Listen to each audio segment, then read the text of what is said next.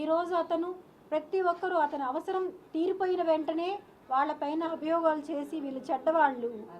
ఇంతకుముందు అతను చెప్పినట్టు కేడీ లేడీ, ఏం కేడీ లేడీ?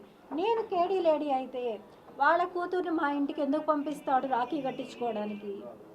నా పిల్లల దగ్గరికి రాఖీ కట్టించుకోవడానికి ఎందుకు పంపిస్తాడు నేను కేడీ లేడీ అయితే? నా బర్త్డే సెలబ్రేషన్స్కి వాళ్ళు ఎందుకు వస్తారు? వాళ్ళ అమ్మాయి వచ్చి రాఖీ కట్టించుకున్నది, మా ఇంటికి వచ్చి రాఖీ కట్టించుకున్నది.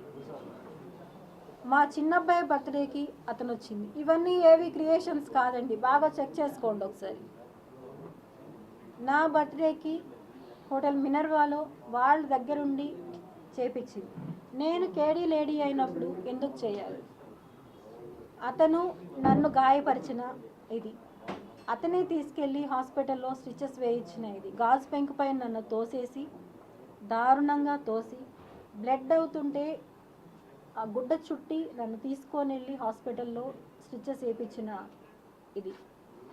ఇది కాదు అని చెప్పి అతన్ని కాణిపాకంకి వచ్చి ఒట్టేయమని చెప్పండి, నేను ఒప్పుకుంటాను. ఆ అమ్మాయి ప్రతి ఫంక్షన్కి వాళ్ళ కూతుర్ని మా ఇంటికి పంపిస్తారు.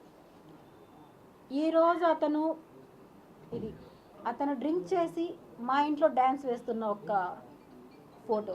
ఇవన్నీ ఏవి కాదు, క్రియేట్ చేసినవి కాదు.